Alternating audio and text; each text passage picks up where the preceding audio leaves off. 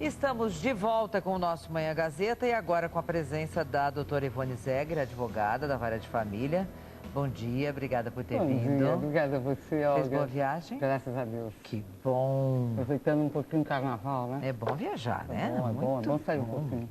Bom, doutora Ivone, tem muita pergunta, mas eu quero começar falando contigo sobre a lei que foi aprovada agora no Senado, na Câmara dos Deputados, no último dia 2 do mês passado, sobre o direito dos avós de agora visitarem seus netos. Por quê? Eles não tinham direito a visitar os netos de pais divorciados? Não podiam?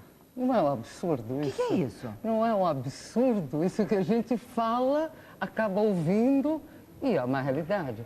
Os avós, quando os pais se divorciavam, muitos deles ficavam sem poder visitar os netos. Por quê? Porque a mãe não queria que o pai tivesse muito contato, portanto, não também queria que tivesse contato com os pais do ex-marido, então, né? enfim, ou da ex-esposa. E ficava essa bagunça que não tem cabimento. Não é possível que você tire o convívio das pessoas próximas ao seu filho, porque isso você está fazendo uma grande bobagem. Só que, infelizmente, essas coisas aconteciam e não tem o que fazer, tá? Hoje, você tem a possibilidade, com esse projeto aprovado, se Deus quiser, aprovado na Câmara, pois já foi no Senado, ele poderá influenciar o Judiciário a permitir com que os juízes, na realidade, não é uma coisa clara, fácil, na hora, como deveria ser. Não. O juiz deverá se manifestar em relação à visitação dos avós. Mas aí o juiz ainda pode dizer que não? É raro, né? É muito raro. Um juiz em sã consciência jamais vai permitir uma situação dessas. Isso é uma barbaridade. Mesmo porque o afastamento da família, e vamos lá, não são só os avós, tios, as pessoas que compõem, primos. A família já está tão dilacerada, né? A família hoje é mosaico.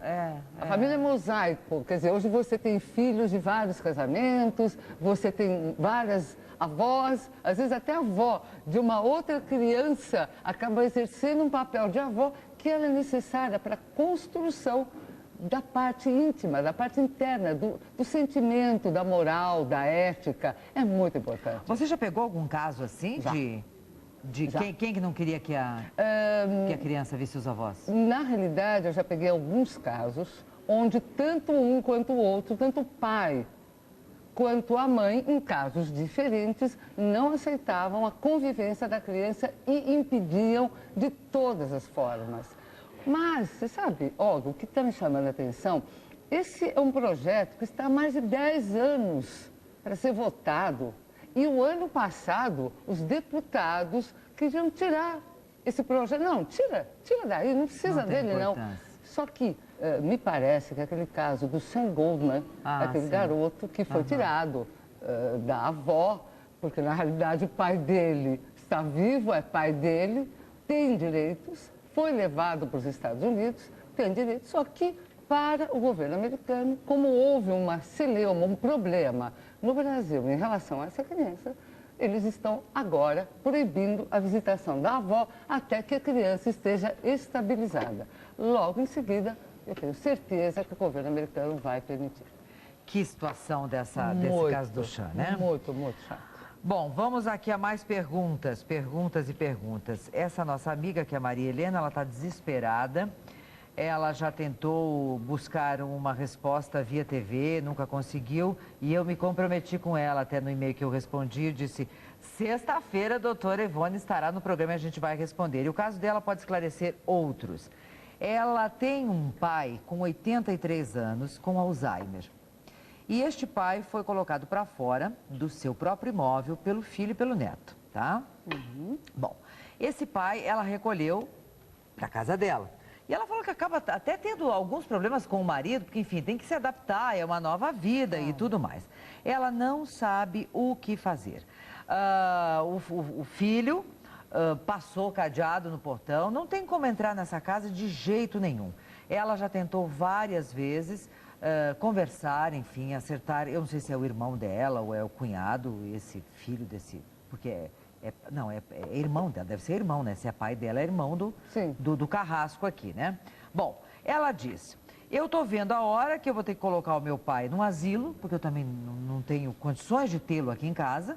O que é que a gente faz numa hora dessas? É a Maria Helena, aqui de São Paulo, Guarulhos. Agora, a problemática dela, da Maria Helena, não ficou muito clara para nós, porque ela diz que o pai está com Alzheimer, está na casa dela. Tá, mas o pai é dono desse imóvel. Tá, e quem não permite? O filho. Não permite o quê?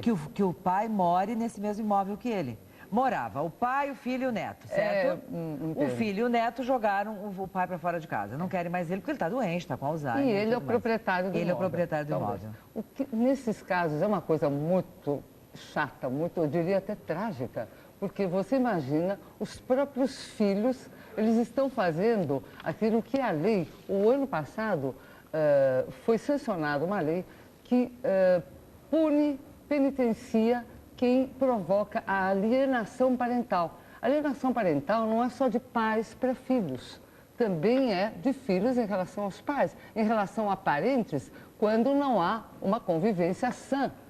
Num caso desses, como ele é o proprietário do imóvel e os filhos, eles podem se achar, como realmente são, herdeiros, mas a herança só vai acontecer com o falecimento desse pai. Nesse instante, o que se pode fazer? Uma reintegração de posse. Ela vai ter que entrar com uma ação, o pai vai ter que entrar, ou ela representando o pai. Tá, mas espera aí, Ivone, é assim. Este pai, tendo Alzheimer, ele não está em condições de decidir nada. Exato. Nesse estágio Nesse estágio. Eu estou dando a resposta a ela, mas também aproveitando essa resposta para outras questões. No caso dele, com Alzheimer, evidentemente, ele não pode responder por si. Ele tem que ser interditado e, portanto, alguém vai responder por ele. Neste caso, há casos em que não, a pessoa está normal e ela mesma pode agir. Neste caso, ela, a filha, ela pode requerer, tá, a interdição no sentido dela poder agir em nome para poder as coisas poderem funcionar e ela poder entrar com uma ação de reintegração de posse, porque existem pessoas que estão morando numa propriedade que não é deles, a propriedade é desse senhor, o pai dela. Certo. É a opção. Na realidade, a melhor opção seria o diálogo. O diálogo, a conversa, o bom entendimento ainda é o melhor. Porque é um processo demorado, trabalhoso e cá entre nós. Desgastante. Muito desgastante, não haveria essa necessidade. Então, as pessoas precisam ter um pouco mais de uma convivência melhor, uma resposta melhor em relação a uma pessoa com essa idade. Só que gente é gente, não é lidar fácil. Com pessoas não é fácil. Não Ivone, é fácil. Nesse caso, ela deve constituir um advogado? Deve constituir, porque... Contrata um advogado, então, Helena, não tem saída. Não tem saída. Não tem. E a primeira colocação que eu faço é o seguinte, teu pai, como tem Alzheimer, ele não tem condições nenhuma de responder por ele. Então, alguém da família, no caso você vai demonstrar ao juiz que ele não tem condições, está passando por todos esses problemas e você vai ter que ser a responsável, a curadora dele, no caso, para se responsabilizar por ele e pelos atos da vida civil dele, já que ele não tem mais condições. Porque eu também não sei aqui se tem outros filhos, né? Mas é um processo judicial de toda forma que precisa ser visto com urgência. É tão incrível porque a gente tem o abandono de pais, né? De pais que abandonam os seus filhos. Mas também nós temos do outro lado filhos que abandonam seus pais. O caso aqui da Maria Helena de Guarulhos, que está desesperada tentando ajudar o pai. E aí quando a gente fala de um caso como esse, bem você colocou, são muitos casos iguais. É impressionante. Está velho, não serve mais para nada. É muito triste, é muito triste, é mais ou menos assim. Eu já volto aqui, porque tem mais perguntas para a gente responder. E se você tem alguma pergunta a mais a fazer aqui para a doutora Ivone Zegger, você pode fazê-lo pelo manhãgazeta@tvgazeta.com.br, porque hoje é dia da gente tirar as suas dúvidas. Vou voltar aqui com a doutora Ivone Zegger, nós estamos respondendo perguntas dos nossos telespectadores. Aqui eu tenho a Yasmin, doutora Ivone, que tem 26 anos, o marido tem 61. Ela diz que é casada, que não são casados. Ele já foi casado, tem 6 filhos, todos maiores de idade. Ele é separado, ele é desquitado e ela mora com ele há 6 anos. Bom, ela diz que depois que eles estão juntos, ele comprou 2 casas, tem uma churrascaria, que é um comércio, né? Quer saber se ela tem direito a alguma coisa ou não tem direito a nada. Se nós chegarmos a nos separar, diz ela, cabe alguma coisa a mim? Yasmin, você está exatamente num caso de união estável.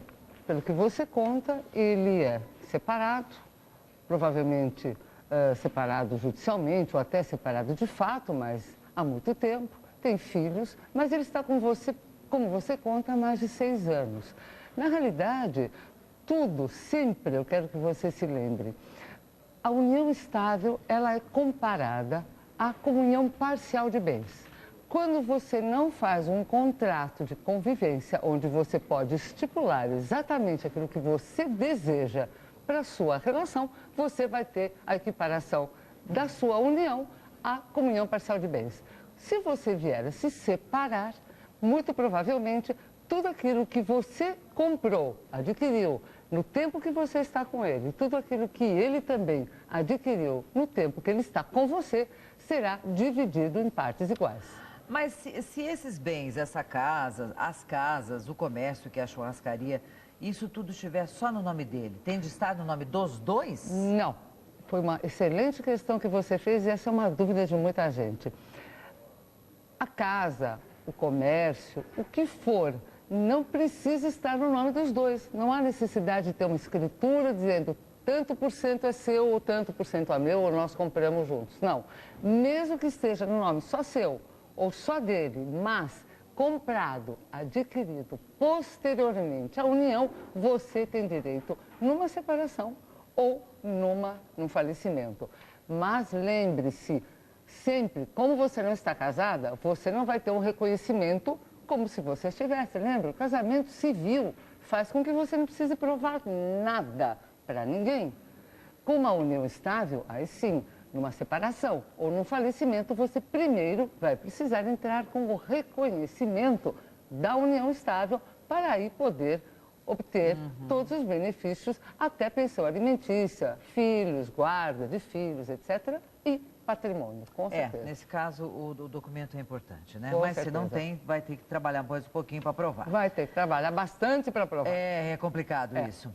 A Vanessa da Silva é o seguinte, ela foi casada com um rapaz, tem um filho dele de 3 anos, ele faleceu quando o bebê tinha 1 ano, e essa moça, ela está a Deus dará. Tem dificuldade com o filho na escola, não tem plano de saúde, sendo que o avô, né, dessa criança, o sogro dela no caso, pai do marido que morreu, é um homem bem de vida, tem posses, vive muito bem essa família, e ela diz que ela gostaria de saber, então a pergunta dela é se ela tem direito a alguma pensão, alguma coisa. Porque o marido morreu e ela ficou sem nada, com um filho de 1 aninho. Mas que estranho. E a família dele, do marido, então, vive bem e tal, tem condições, mas ela não tem absolutamente nada. Está amargando uma vida difícil, Vanessa da Silva. Vanessa, deixa eu te dizer uma coisa. Pelo que nós entendemos, você era casada, teve um filho e seu marido faleceu. Quando há o falecimento, imediatamente abre-se a sucessão. Ou melhor, quem são os herdeiros daquele que faleceu? Herdeiros o quê? Muitas vezes a pessoa realmente não tem nada, não deixou nada, não teria o que dividir, mas vamos lembrar que sempre há alguma coisa, até dívidas, que podem e devem ser suportadas por quem está vivo, evidentemente, se ele deixou alguma coisa, algum imóvel, algum bem que possa cobrir a dívida. Se não deixou nada que vá cobrir a dívida, evidentemente você não vai tirar do próprio bolso. Agora, me chama a atenção que se você é casada, houve falecimento, alguém deve ter feito esse inventário, precisa fazer. Suponhamos que o seu ex-marido não tivesse nenhum bem. Tá, o marido não tinha nada, e daí? Agora, o que vai acontecer? Não há nenhum bem, abriu-se inventário, não havia nada a partilhar e você ficou sem nada. De toda forma, você tem um filho, você tem os avós os pais do seu falecido marido. E você pode, na realidade, você deve ir ao judiciário e pedir pensão alimentícia para o seu filho, pelo menos lembrando que, de toda forma, o seu filho é herdeiro do que seu marido deixou. E, muito provavelmente, com o falecimento dos avós, ele é herdeiro dos bens dos avós, respectivamente aquilo que o seu ex-marido, o pai da criança, o filho desses seus avós, dos avós, iria receber. Ou melhor dizendo, se o filho estivesse vivo, o seu ex-marido, com o falecimento dos pais dele, ele receberia. Daria, lógico. Se ele faleceu, na sequência da vocação hereditária, quem recebe são os netos. Então, provavelmente... Então, ela vai para onde? Ela pega um advogado? Primeira coisa, ela precisa ver esse inventário. Número 2, solicitar, já que ela está nesta penúria, solicitar, sim, aos avós que paguem uma pensão alimentícia para o neto, com toda certeza. Vou deixar isso aqui com você, inclusive, esse caso aqui. Ótimo. Aqui tem outra que é a Camila, que diz o seguinte: o meu avô foi casado com minha avó, só no civil, só na igreja, melhor. Tiveram 3 filhos. Ela separou do meu avô, abandonou as filhas. Ele se casou após 8 anos com outra mulher, no civil, e teve mais 5 filhos. Meu pai e os outros 2 irmãos do primeiro casamento têm os mesmos direitos à herança. Minhas tias do segundo casamento dizem que eles não têm o mesmo direito, pois a mãe não era casada no civil. Confuso também, mas acho que dá para entender. Dá para entender. Veja só o que acontece. Essa é uma colocação que essas suas tias, provavelmente desse segundo casamento do seu avô, fizeram, que elas têm uma informação antiga, uma informação do antigo Código Civil. O Código Civil, em 2002, mudou. Ele mudou da seguinte forma: agora, na realidade, a própria Constituição, antes do Código Civil, a Constituição de 1988, modificou e fez com que todos os filhos fossem iguais perante a lei. As suas tias devem estar fazendo uma referência à Constituição anterior, que dizia que filho era só dentro do casamento. Os filhos fora de outras relações não eram vistos da mesma forma. Tanto que é verdade que antigamente esses filhos que não eram do casamento civil só recebiam uma parte ou metade da herança que era deixada. Depois da Constituição de 88 e o novo Código Civil está estabelecido, não tem erro. Todos os filhos, não importa de que forma eles vieram. Pode ser de casamento, de uma relação eventual, o que for. São filhos, têm exatamente os mesmos direitos. Portanto, o seu pai, o seu tio, do primeiro casamento, daquela sua avó, que casou-se só no religioso, isso não tem nada a ver, tá? Fica tranquila. Muito bem. Filhos são todos iguais, têm o mesmo direito. Aqui o livro Herança, Perguntas e Respostas, doutora Ivone, como a lei resolve questões de família. Tudo bem explicadinho e fácil da gente ler e entender. A gente se encontra de novo quando? Quinta ou sexta? Quinta-feira. Vamos mudar para quinta? Vamos mudar para quinta? Quinta-feira. Que eu posso estar um pouco mais... À vontade. À vontade, ela tem que sair daqui correndo. E um pouco mais de tempo com vocês para poder responder. O seu e-mail, o seu site? É o www.ivonezeger.com.br. Na próxima quinta, então, você pode continuar mandando a sua pergunta, que ela estará aqui para responder. Obrigada, Olga. Bom final de semana, Igualmente tá? para você e para todos. Tudo de bom. É isso, perguntas, e são muitas as dúvidas nessa área. Impressionante, né, como a gente tem dúvida. E aí a gente responde uma pessoa e procura fazer com que todas tenham uma resposta boa.